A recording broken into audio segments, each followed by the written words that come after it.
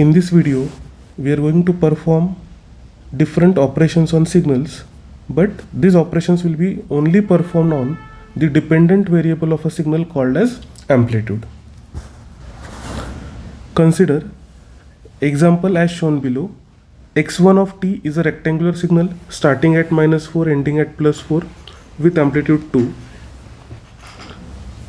and x2 of t is another rectangular signal starting at -1 ending at 1 with amplitude 1.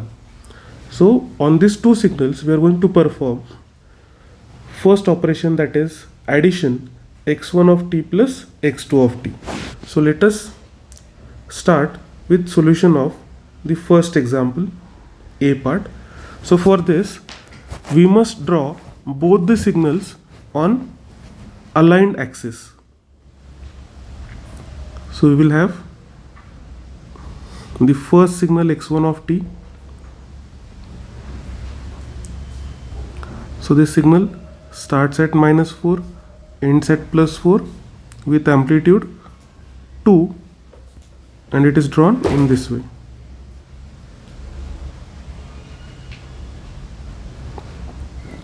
Similarly, we have second signal x2 of t.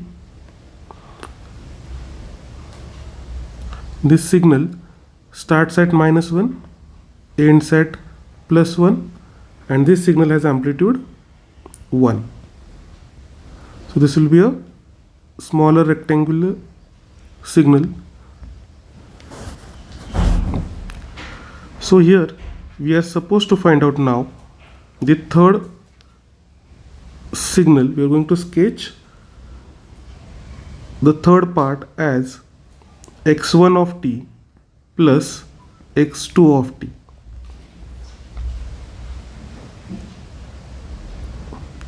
Now in this case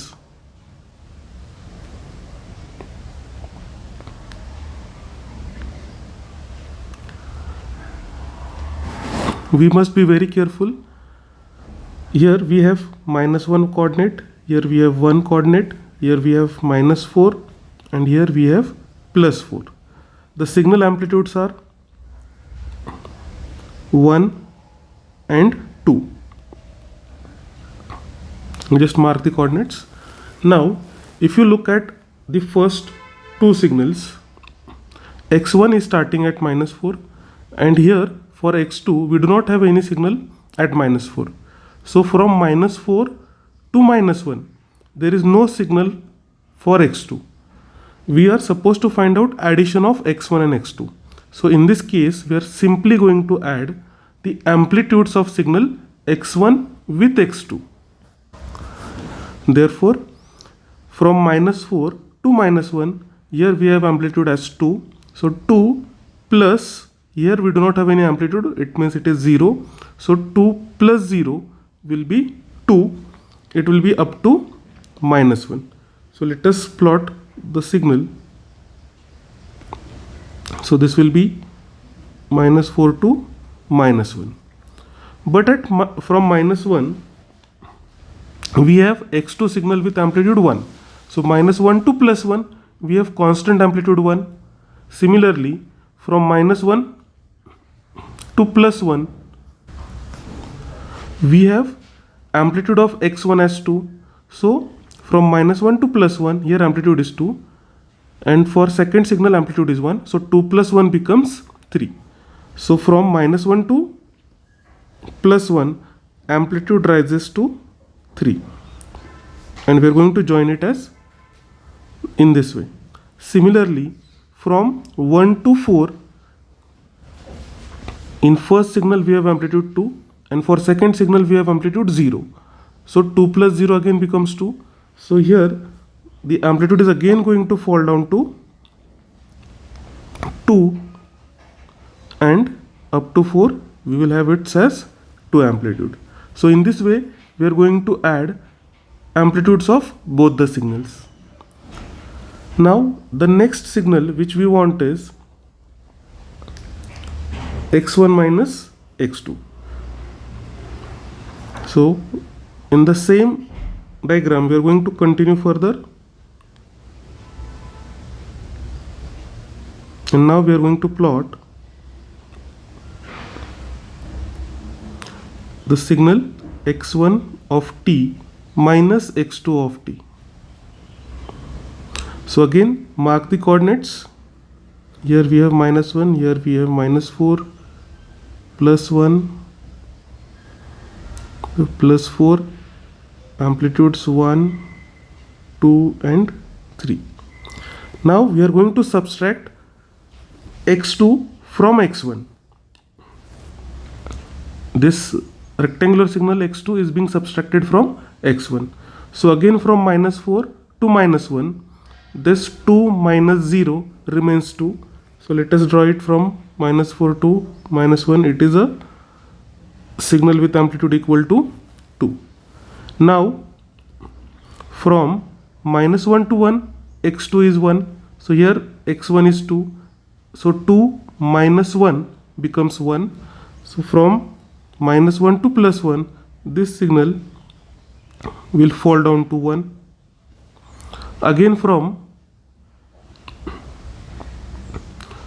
1 onwards, 1 to 4, first signal has amplitude 2 and second signal has amplitude 0. So 2 minus 0 again becomes 2. So this signal will again rise to amplitude 2, and in this way we get x1 minus x2 signal. Now the third part which we are supposed to draw is 2 into x1 of t.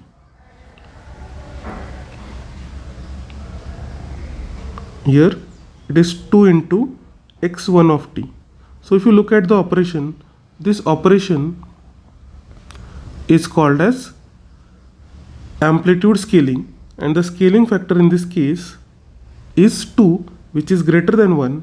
Therefore this operation is called as amplification. So we have the axis time. We know that our x1 signal starts at -4, ends at +4. So let us mark those coordinates, -4 to +4. Now if you look at the original signal x1 of t, here the amplitude is 2 and here the scaling factor is 2. So we are going to multiply all the amplitude of x1 with factor 2. So here x1 has a constant amplitude 2 throughout -4 to +4. Therefore if we multiply this amplitude with 2, so 2 into 2 becomes 4. Therefore for this given signal,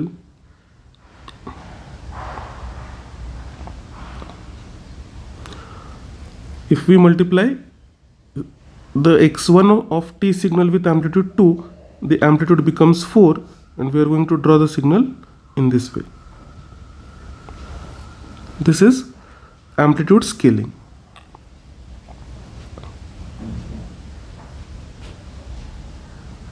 And this operation is amplification, because the amplitude is going to rise in this case. And now the fourth part is we are supposed to find out 1/2 into x2 of t.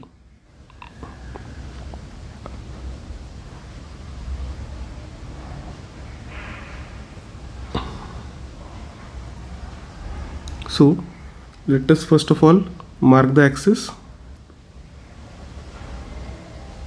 So here it is t. Now x2 signal, if you look at x2 signal, it starts at -1, ends at +1. So time coordinates doesn't changes whenever we have the operations involved for amplitude.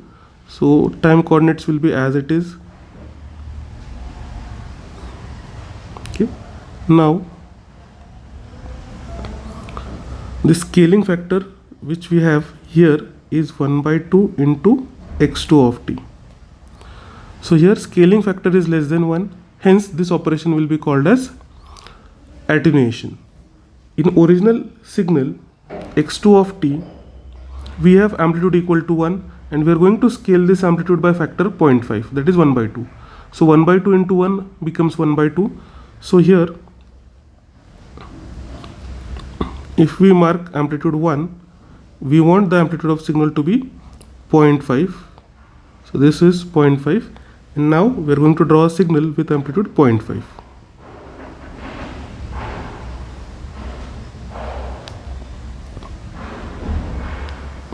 So we have scaled x2 signal by 0.5.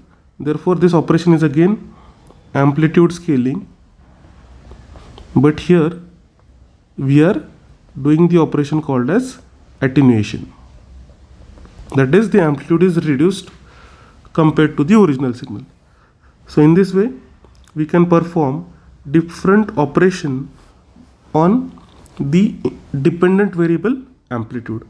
Only one thing that you have to be careful while sketching all the signals is, whatever is the operation, you should take the correspondence of time. Here if you look at all the signals, the time parameter, that is, the signals starts at -4 to +4 in case of x1. In case of x2 it starts at -1 to +1. These coordinates do not change throughout the signals. Only we are going to change the amplitudes of signals. Time parameter remains as it is. So this is simple example for operations on amplitude of a signal.